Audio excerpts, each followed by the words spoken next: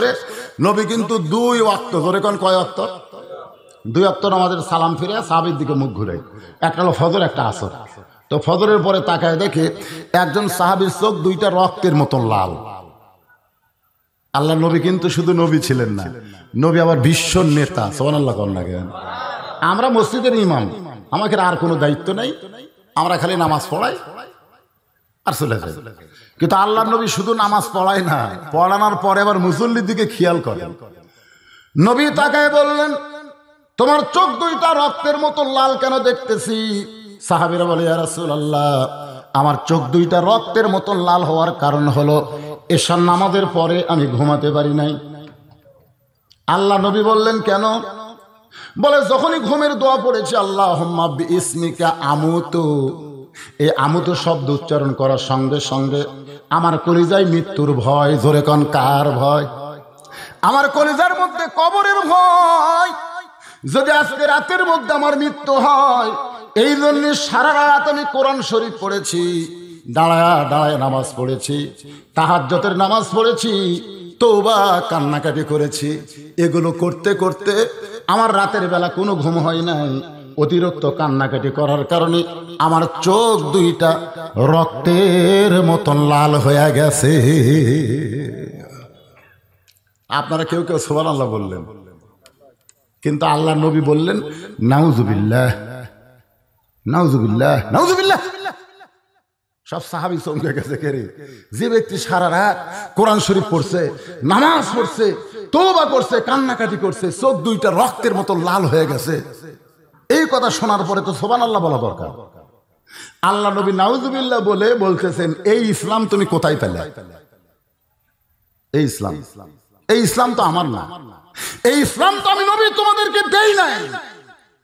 তুমি এই নতুন ইসলাম কোথায় পেলে যে এশার নামাজের পরে তুমি আবার কোরআন শরীফ পড়বা, নামাজ পড়বা, কান্নাকাটি করবা, সারা রাত এই করবা? আমার ইসলাম হলো এশার নামাজের পরে বউকে বুকের মধ্যে নিয়ে ঘুম পাড়া। এ কথা কন না কেন? কথা কয়, এটা নবীর ইসলাম। নবী বলতেছে, আমার ইসলাম হলো এশার নামাজ পড়ে বাড়ির যায় বউকে বুকের মধ্যে নিয়ে ঘুম পাড়া। কোনো ফাঁক ছোঁয়া যাবি না, যতই করোনা হোক কোনো ফাঁক ছোঁয়া যাবি না। করোনার মধ্যে বাসের কিছু নিয়ম করছিল, বাস মানে 1 সিট পর পর বসা লাগবে। তো এখন স্বামীক বসাছে, বউ আবার মাঝখানে 1 সিট ফাঁক দিয়ে ওই পরে সিটে বসবার দিচ্ছে। তখন কয়, শালারে রাত্রে এক কম্বলের তলে আমরা খেলা করন, আর বাসও দুটাই ফাঁক হয়ে বসা লাগবে, এইটা আমরা মানি না। আসলেই তো তাই। আল্লাহর নবী বললেন, শোনো, এশার নামাজের পরে আমার বউকে বুকের মধ্যে নিয়ে ঘুমায় যায়। অমিনাল লাইলি ফাতাহাজ্জাত বিহি নাফিলাতাল লাক, রাতের একটা অংশে তাহাজ্জুদের নামাজ পড়ি, আবার ফজরের নামাজের ইমামতি করি। তোমরা শোনো, এশার পরে ঘুমিয়ে যাবে, তাহাজ্জুদ যদি নাও পড়তে পারো, ফজর যদি জামাত ধরো, তাহলে সারা রাত আল্লাহর ইবাদতের মধ্যে শামিল হবে। এটা কার ইসলাম? এটা নবীর ইসলাম, নবীর তরিকা।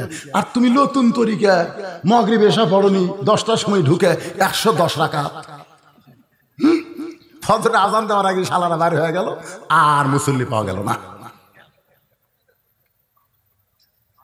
আত্তাকুল্লাহ, ভয় করতে হবে কার? হাক্কা তুকাতিহি। শুধু ভয় করলে হবে না, নিয়ম মতো ভয় করা লাগবে। আমি একজন লোককে বললাম, ভাইজান, আপনার বউ গোটা পাড়া ঘরে, পাড়ার লোকেরা আপনার বউয়ের দিকে টাস টাস করে তাকায় থাকে। আপনি বলেন তো, আপনার বউটা যখন মারা যাবে তখন আপনি কয়টা কাপড় দিবেন?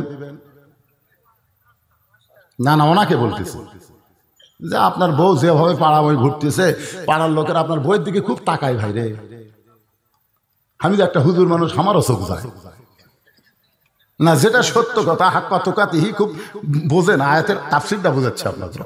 তা আপনার বউ যদি হঠাৎ মারা যায় তাহলে কয় কাপড় দিবেন?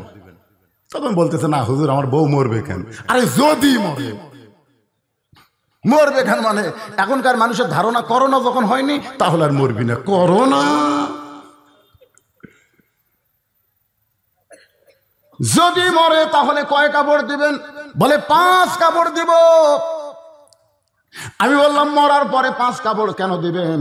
কারণ তখন তো আপনার বউকে কেউ দেখবে না, এখন সবাই দেখতেছে, এখন 5 কাপড় দেওয়া লাগবে। হাক্কা তুকাতিহি মানে নারীদের জন্য বলতেছি, মা পর্দা আপনাদেরকে মানতে হবে। আমি আসার সময় দেখলাম অনেক মেয়ের আজকের মাহফিল আসতেছে, তারা বারবার সালুবালু করতে, সালুবালু বগুড়ার ভাষায় এদিক তাকায় এদিক তাকায়, তাদের সোপা খোপা সব দেখা যায়। অকরনা ফি বুয়ুতিকুন্না ওয়ালা তাবাররুজনা তাবাররুজাল জাহিলিয়াতিল উলা। রে মেয়েরা, তোমরা ঘরের মধ্যে থাকো, তোমরা ঘরের বাহির হও না। কোনো প্রয়োজনে যদি ঘরের বাহির হও তাহলে হেজাব পর্দা নিয়ে বের হওয়া লাগবে। হুকুম কার?